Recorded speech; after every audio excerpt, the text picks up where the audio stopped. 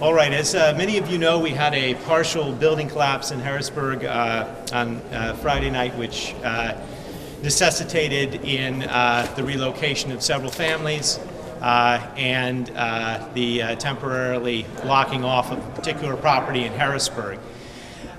There's been some questions swirling in the media regarding that particular incident. We have our full team here to be able to answer any questions you might have. Let me just start by saying that it is true that we in this new administration have decided to take a harder line in dealing with the war on blight. We've had numerous conversations, both starting with the transition and in the early months of this administration, about how we can do certain things. The reestablishment of a housing court, the bringing of misdemeanor charges, the serving of outstanding warrants, the making sure that we have the ability to go after and try our best to collect from individuals that are ignoring warrant after warrant after warrant. And as a part of that increased emphasis, we've moved codes into under the domain of the police department, and we've started cracking down on repeat multiple offenders within the city of Harrisburg. What happened on Friday, however, was the response to a very specific incident. You had lives that were put in danger, you had a building that collapsed, you had a fire department that had to come out and take immediate action. And now, as we speak, the city is getting bids that are going to be very expensive bids to have to deal with the demolition of a structure that the city does not own. There is a long-standing history regarding this particular building, citations going back as far as 2008. In 2009, the building was condemned by the city of Harrisburg. The property owner was well aware of that. There were 10 different citations issued over a period from 2008 until 2011. There was a payment plan that the property owner was on that eventually stopped at one point, and new citations were issued recently within the last several months. The bottom line is the property owner knew that this building was a hazard. The neighbors knew that this building was a hazard, and it's time that the city did something about it. And that's what we're about. We're about making change. We're about public safety. We're about addressing these issues as they come up. So no individual was targeted at all. This was a response to a very comprehensive new policy that's been put in place, and specifically a response to an emergency situation which occurred in the evening. And any assertions otherwise are really entirely baseless. And we'd encourage the community to come together and watch as we move forward over the next months to increase enforcement across the board in Harrisburg. With that, I will take some questions. I'm also going to make available the chiefs. We also have our Chief Code Inspector Dave Patton. Mayor, who made the ultimate decision to make the actual arrest? I can let the police chief speak to that. The arrest was made because the individual had warrants on him, numerous warrants for the violations. So there was outstanding violations related to the same property? I didn't hear what you said, sir. Existing warrants for his arrest related to this particular property as well? Yes. Thank you. What'd you say? The individual was taken into custody because he had warrants on him. He was not signaled out. We have a problem with blighted property in the city. The mayor made the pledge to the citizens that we were going to handle this situation, and we're following through. No one is being signaled out. We're just doing what we promised the citizens of our great city we were going to do. That's why he was taken into custody, because he had warrants on him.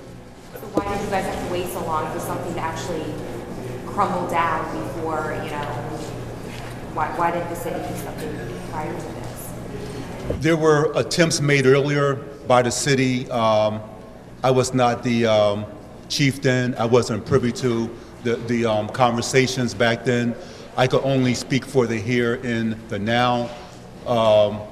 My codes guy, Dave Patton, we talked and decided to pull certain names just go down a list and just pull names of people that had warrants on them, numerous warrants, and who failed to act on them after numerous attempts by the codes office to have them come in, to do the right things with their property, either tear it down or to make the property safer.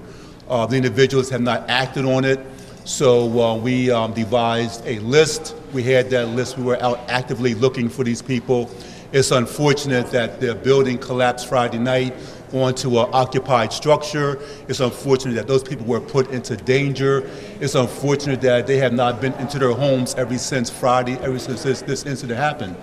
So, the individual who was responsible for the property showed up and he was warranted, so he was taken into custody. When did you start going down that list? The list was devised in January sometime, and I instructed my officers, street crimes unit, that when they're not out actively taking guns off the street, to try to serve these codes warrants. And how many are we talking roughly? A handful, a couple dozen, a lot more than that? I'm not following you. How many people are on this list? How many are there? 11 people were on the list. This is just the first step in us going after offenders. I'll take it. How many citations, what's the maximum number of citations that person on that list? I don't know. I don't have the information for that. People who are local or out? Both.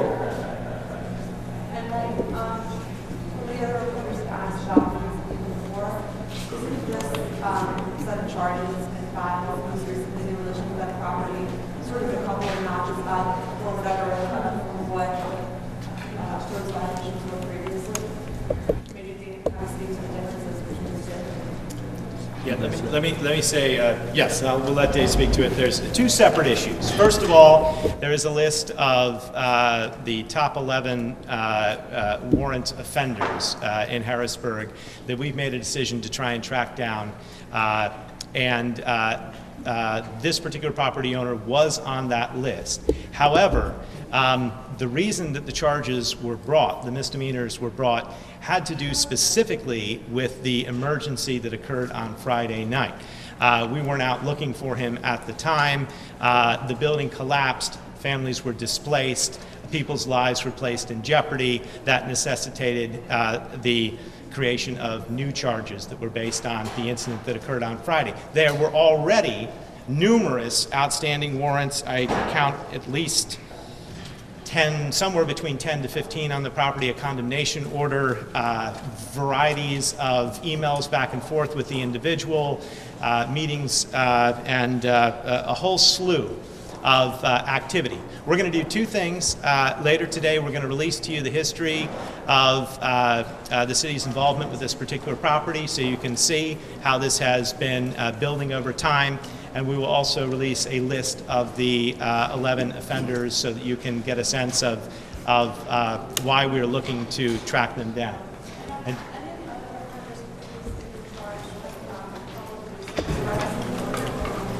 I think the answer is, Dave, you can talk about that. Just in a matter of the last couple months, we've already issued a warrant for the arrest of an individual in New Jersey. We've also issued a warrant under not public nuisance, but housing code avoidance, which is a second-degree misdemeanor, for another individual here in the city.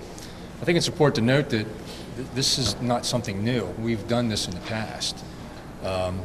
Maybe 12, 13 years ago, we would routinely do public nuisance or reckless endangerment, failure to prevent a catastrophe types of charges, because a lot of the property owners were outside the state. And when in doing so, we can put them in what's called a national crime information computer, and then they'll end up getting picked up wherever they happen to be in the nation.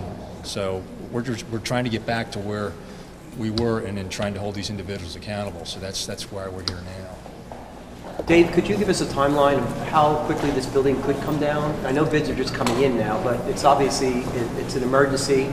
The families are still displaced, so I would guess that you're trying to get this down as quick as possible.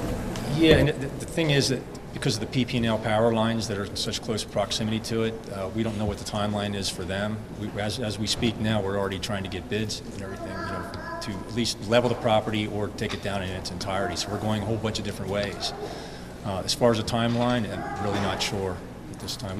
They have to notify the state, the one-call system for all the utility markings. There's a lot more than just getting the equipment on site and commencing demolition. And any rough estimates, is it 10,000, 20,000, 50,000, could it exceed 100,000? It's a very large building. Yeah, the last time that we looked at demolition, bidding it out, was 212,000.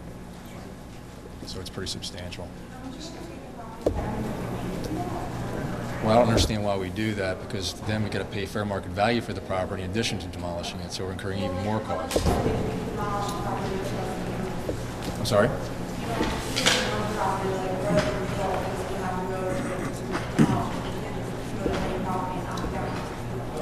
The condemnation orders, that lays the groundwork.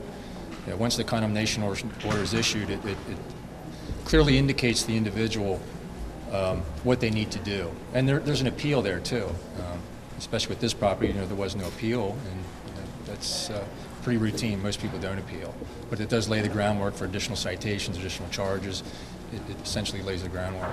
Dave, we spoke with some folks that are still displaced, and I think they were under the impression that maybe something was going to be done today to the property. Is that a misunderstanding on their part, or? Well, we're putting everything in motion. I mean, it's obviously because of the PP&L lines and all the utilities. There's a lot more than just moving on site, because that would create more of a hazard. But as of today, all the moving parts are moving. Let me talk about that a little bit more too. I'll just say, the city recognizes it has a responsibility to demolish the building. We're going to step up and do that. We're out actively getting bids to do that now. It exceeds our capacity internally to tear down this particular building. We do not have the equipment.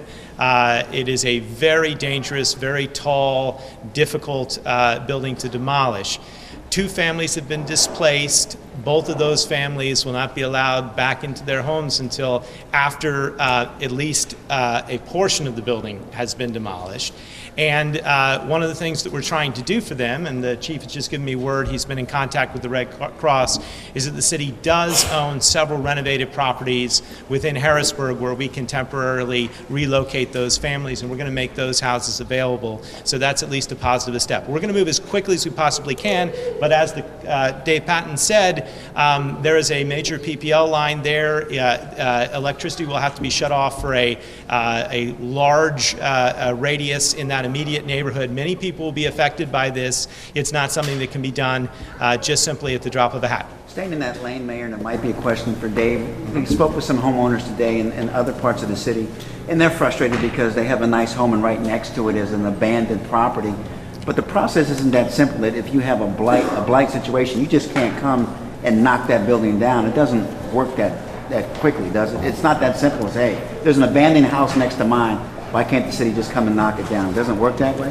Unfortunately, it doesn't work that quickly. As Dave has alluded to, one of the first steps in that process is a condemnation order. That was done for this particular property back in 2009. So we are looking at 5 years later, and that building is still standing. Now, the property owner has the opportunity to make necessary repairs, do what is necessary to try and prevent that building from being demolished. But that was not done in this case, and the building has gotten increasingly less safe over time. Numerous reports of various cave-ins or problems with the building, all culminating on Friday with a very near call. We were very lucky that nobody was harmed, nobody was injured. But what the public needs to understand is that people could have lost their lives with this building.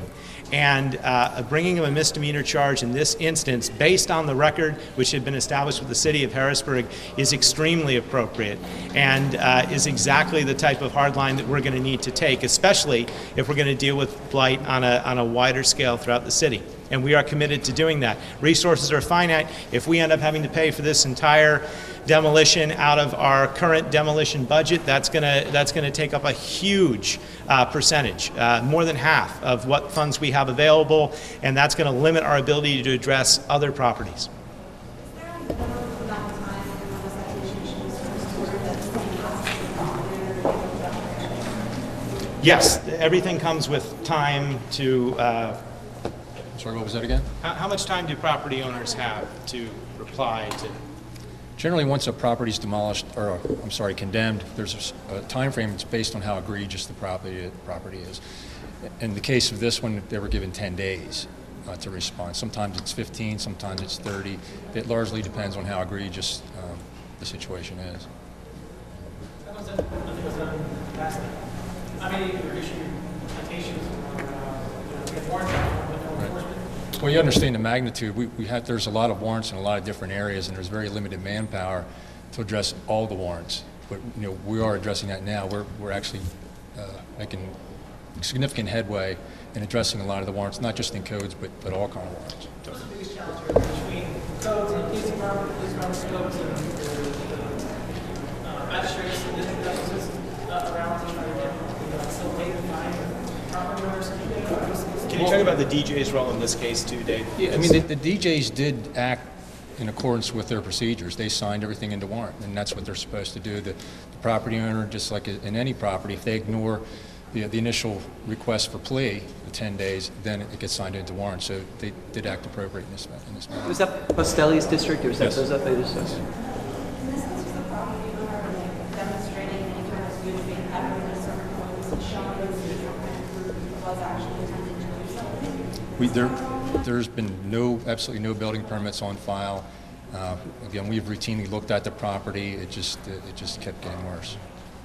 Some people might be curious how he got to this point. You said he had multiple arrest warrants. It'd be one thing if he was an absentee landlord who lived in Minnesota, but he's a prominent person in Harrisburg. I guess from there, do you know, or do you want to know why it's taken this long to arrest him? Did you find him? I mean, again, there is a significant amount of warrants, and he wasn't single. There was nothing Machiavellian. He was simply in the lot with a significant other amount of warrants. So, we try and get to each warrant as quickly as we can. But the reality is that we did change policy with the new administration. We have said that we're going to go out and we're going to get these repeat offenders. And this particular property owner was on our list that was just done this month to track down. But that is not what happened on Friday. What happened on Friday was an emergency collapse that brought new charges and brought an arrest based on that particular emergency circumstance. It was not that we were out looking for him at the time. So it's sort of two separate things happening at once. I won't speculate as to why previous administrations decided not to follow through in a similar manner, but I have been very clear since day one, including earlier that week. We had a town hall on Tuesday of last week here where we talked specifically about those specific charges, the warrant sweeps, the need for housing court, and the upping of certain things to misdemeanors. That is something I discussed on the campaign trail as well. And I will also state that on the campaign trail, I walked that neighborhood. I spoke to the neighbors, and every one of them was terrified of that building and expressed great frustration that the city hadn't moved and hadn't done anything about it. So we're dealing with a long and complicated, difficult history, as we are with many things in Harrisburg. But change is starting to occur, and it's positive change. Yes, it's perhaps overdue, but that doesn't discount the fact that we're doing it now, and ultimately that's what the city needs. Mayor, speaking on that change, a lot of residents are really frustrated. What can they expect to see over the next few weeks, months, even years in your administration? Specifically with regard to blight, Yes. we've talked about a variety of different things, but one of them is not letting a property owner whose building, which is under condemnation order and has been cited multiple times over many years, not letting that person walk away from a collapse that nearly kills its neighbors without a serious charge. And that's what occurred in this case. And it was very appropriate to do, and it's exactly what we need to do throughout the city as a whole. And you're going to see the police making every effort to go out and round up these individuals that are repeat offenders and have not yet been brought to justice. Just so happens that we began here with this particular emergency incident on Friday. Can you discuss where you guys stand on hiring code enforcement officials? There's been a vacancy for like 2 years and longer. 2 codes enforcement officers, currently in the process of getting them hired as soon as possible. Approved in the budget, which I just signed last week. So we're looking forward to getting them hired and getting them on the job. Again, that would not necessarily change this particular circumstance because this is a very difficult demolition. We don't have the equipment, and we really would have to go outside for this anyway. Mayor, being that a lot of buildings probably have been compromised due to these recent storms, is the code administrator somebody going to go out re-inspecting a lot of these buildings that have already had code violations so it doesn't come to a point where you got to collapse? You want to talk about what we're doing? And the weather is also a part of this. You're right. This is the time of year where the ice is melting and there's a lot of pressure being put on these particular buildings. And that's a good point. I mean, we look at them as best as we can with our manpower, but keep in mind that there's a lot of hidden structural failures that can go on. I mean, a property can look great, but as the water just seeps through, it's things that we can't see, and all of a sudden the facade will fall off or go into collapse. You know, these are things that we just can't see. So doing a visual inspection on a lot of the buildings isn't really going to tell the true story on it. You know, we look at them, if we do see something like on 32 South 13th Street that became progressively worse, that prompted a public nuisance charge, which just a matter of 2 weeks ago. So these are the type of situations that we're going after. Maybe it's this, I apologize, but just an estimate on demolition, you know, we're talking months, weeks. I'm not going to say months, no. We're working at as fast as we can. I would hope, you know, within the next 2-3 weeks. We'll certainly have information, so we'll move quickly. We discussed it earlier in emergency meeting, and those estimates are coming in. We're also going to try for basically we're not going to require that all the rubble be removed from the site necessarily. Our immediate goal is to get that wall down, which is jeopardizing the neighboring houses, and get that family back into their home.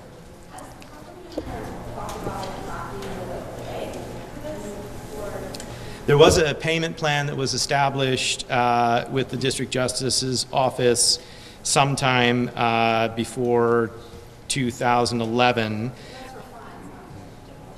Oh, for the demolition? I don't think there was ever any proposal on how to deal with the property from a demolition standpoint, and that's part of the problem.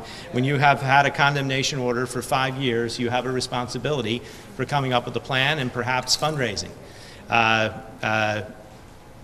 Let's just leave it at that. Yeah. Does the city even have the resources to go out and arrest people for these code violations? I mean, Bishop Sullivan just happened to be there.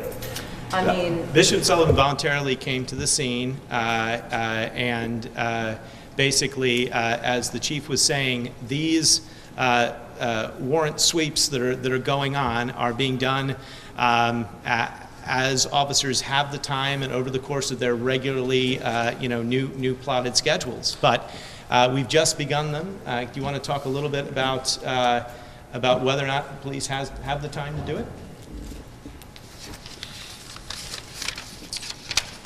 We're making the time. We're making the time to do it because we take this situation very, very seriously, and the officers are finding the time. They're being directed by their supervisors to do these sweeps, and that's what they're doing. So. Mayor, 2 questions for you. Is there anything that the community can do to help you fight this blight? Yes, they can absolutely report buildings they feel are unsafe or unsound to the city. We can get those to the codes enforcement officials. We can be out there looking. They can continue to be supportive of what is basically our new Get Tough policy on this war on blight.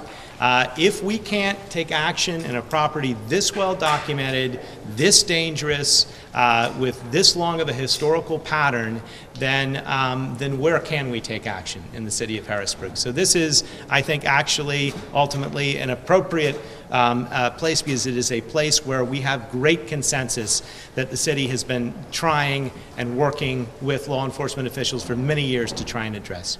Maybe talk to some folks who have reported some concerns to code enforcement. I think Mr. Pat made a background when you did. But isn't the bottom line is that the city still just has X amount in the budget for demolition? I mean, is that kind of what it comes down to? Well, we can look at applying for additional grants for demolition, using CDBG funds for demolition. We can prioritize demolition. The city does not have a lack of buildings already on a demolition list. I think it was 270 or so properties already that are on the demolition list in Harrisburg. There's the need is certainly great, and it's there. But ultimately, what we're talking about is that some of this is the property owner's responsibility. And we have to get these property owners to cooperate and to make corrective action, and to not think that you can just own this and not have a responsibility to the families that are living nearby and that are in immediate danger. And that's part of the message that is being conveyed here, and that's part of the message that will be conveyed as we begin to serve these warrants. And hopefully it will result in property owners taking corrective action on their own. I don't think the city can do it all by itself. This is going to have to be, and that gets back to your question, we need a relationship here with the community in which the property owners take responsibility, the city is doing strict enforcement, and the public is sort of sounding the alarm and being the eyes and ears of the community. We can do that if we all work together to prioritize this important issue. Mayor, would you consider publishing the list of condemned properties? We could consider that. I told you we've already got a whole list of things to release at the end of the day. We're going to release the 11 individuals plus all the documentation regarding this particular property. And releasing the demolition list is definitely something that we could do at some point. Yeah. Other than the 11 individuals, do we know how many properties there actually are that are abandoned? Do we have a documentation of how many? I don't have the. Do you have the exact? No, we don't have an exact number. We could probably get something for you as you run through our IT bureau. But what it's going to do is it's going to show vacancy, but it might not necessarily show the level of deterioration. It's going to show the density of vacant property.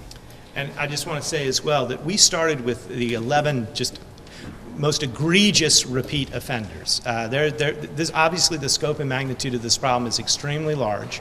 So we're starting at the top with this group, and then we're going to sort of work our way down and address it comprehensively and systematically. You're going to be seeing a lot of other changes. You're going to be seeing a relaunching of the comprehensive plan initiative for Harrisburg. You're going to see the hiring of a new urban planner. You're going to see much closer working with the redevelopment authority. There are a lot of tools that we can bring to bear. It's just that none of this has been done for a long time in Harrisburg, and it's going to take a little while to begin that change. But we should all be in agreement that what happened over the weekend here in Harrisburg was the right thing to have done, and is a positive step on a direction towards greater accountability and better delivery of public service. How many buildings came down last year? 30. How many? 30, I believe. It's been a Yes. No, Mayor, I talked to one of the evacuated families today, and they said they had trouble getting in touch with the city and troubles getting in touch with the Red Cross. They're actually planning on moving back in today. From what I've heard from you, that doesn't seem like what they should be doing. That won't happen. Well, we're talking specifically at the properties 1341 and 1343 South 12th Street, right? So those are the backyard right there, right? That's one of the. Those are the okay. Those are the only two. We may need to reach back out to the families if that's the case. The chief's been the point person and has been in touch with the Red Cross and is working to get them relocated. Is all the first of the 11? Yes. But again, that was not because we had created this list of 11. It's because of the emergency that happened, and that was the timing of it. Was he on that list of 11 Yes. prior to last or Yes. Friday? Yes. Okay. A different subject. Last week, we reported that there was an adult male taken from Midtown Tavern. Apparent drug overdose, later died in Harrisburg Hospital. Is there any information, names? We couldn't get any information other than that he did die at the hospital. Do you have any information on that, Chief? I do not. That is true. I cannot release the young man's name out of respect for his family. Age of the deceased person? I believe he was in his 60s, in his early 60s. Was there any foul play, or was No, okay. no. He has some health issues. Thank you, Chief. Sure. I